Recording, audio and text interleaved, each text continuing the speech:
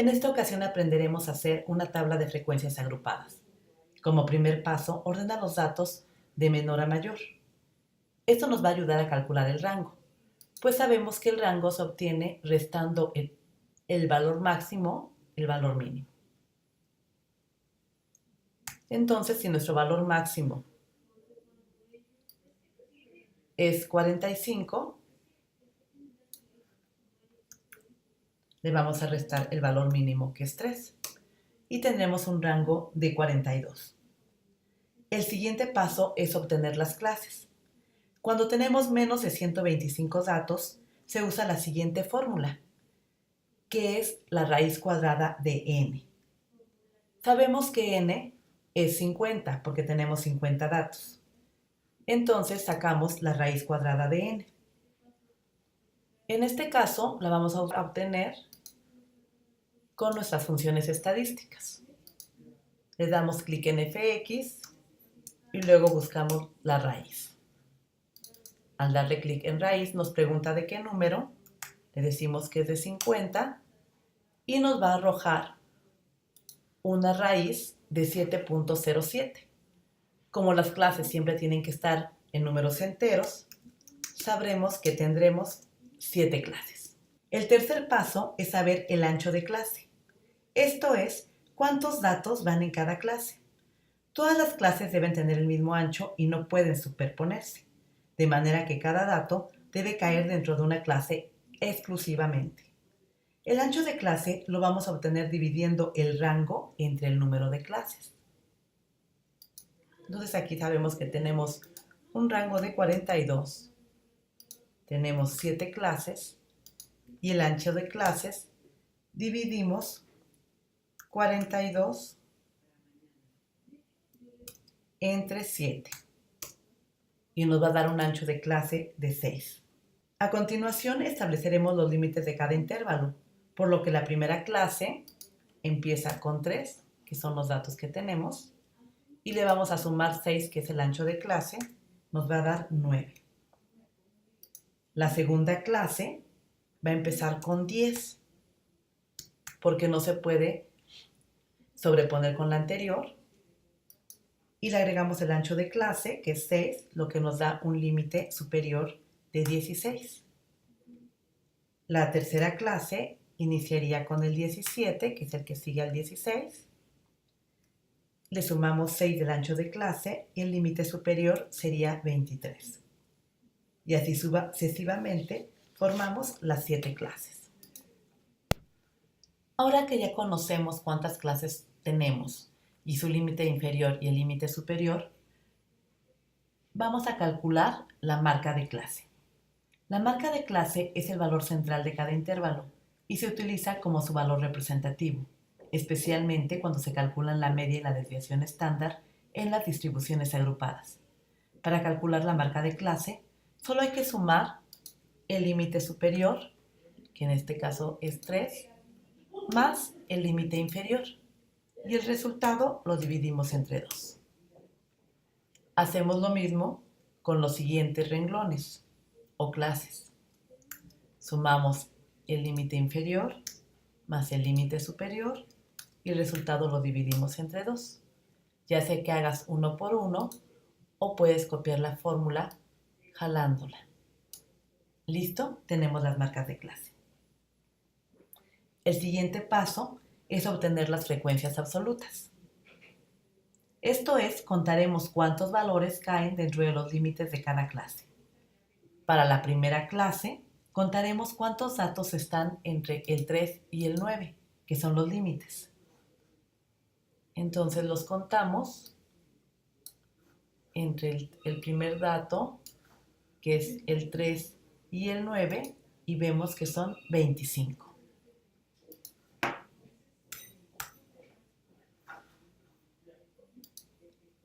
Para la siguiente clase, que es la clase 2, vemos cuántos datos caen entre el 10 y el 16. Nos vamos aquí donde está el 10, yo ya los tengo numerados. Y entre el 10 y el 16 hay 12 datos. Por lo tanto, la frecuencia absoluta de la clase 2 son 12.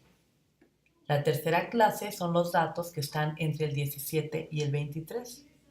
Aquí tenemos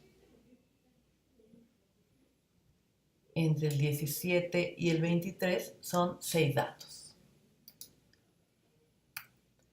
La clase 4 son los datos que están entre el 24 y el 30.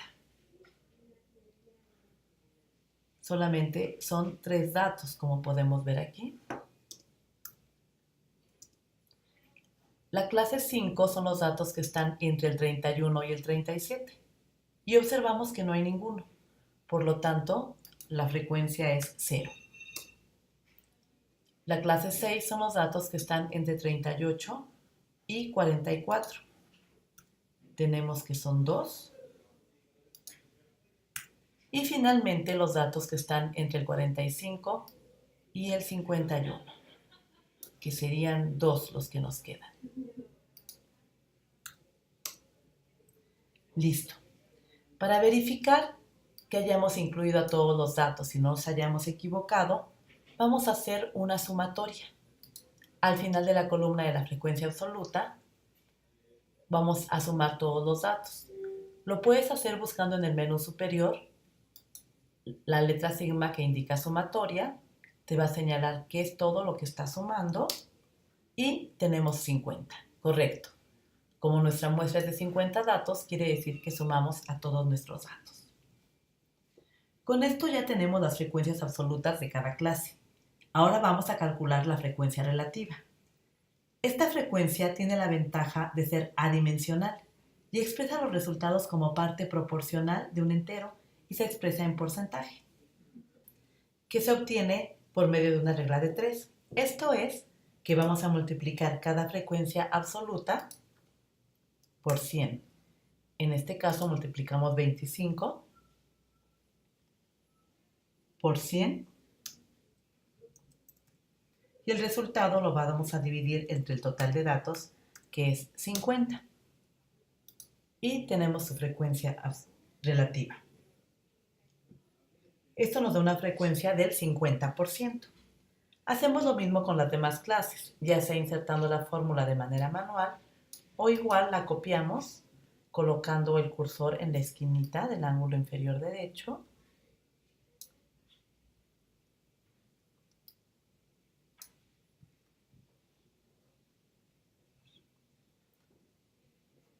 y para comprobar que estemos en lo correcto, igual que en frecuencia absoluta, vamos a poner aquí una sumatoria. Buscamos la letra sigma en el menú superior, nos indica de dónde a dónde está seleccionando para hacer la suma y nos dio el 100%. Eso quiere decir que vamos bien. Finalmente, para terminar la tabla de frecuencias agrupadas, vamos a calcular la frecuencia relativa acumulada. El término acumulado significa que suma la frecuencia del nivel en el que está con los que le anteceden, los que están arriba. De esta forma, la frecuencia para la primera clase sería 50, porque esa es la frecuencia relativa que queda en su renglón. La siguiente frecuencia relativa acumulada se obtendría sumando la frecuencia del renglón más la que le antecede, lo cual nos da un 74. La tercera frecuencia, vamos a hacer lo mismo, vamos a sumar la frecuencia del renglón en el que está más las que le anteceden. Seguimos el mismo procedimiento para cada una de las clases. Observa que en la última te va a dar el 100, porque es la suma de todas las frecuencias relativas acumuladas. Con esto tenemos lista nuestra tabla de frecuencias agrupadas. Esta nos será muy útil, pues con ella podremos realizar las gráficas y otros cálculos que con una base de datos muy grande se nos dificultarían mucho.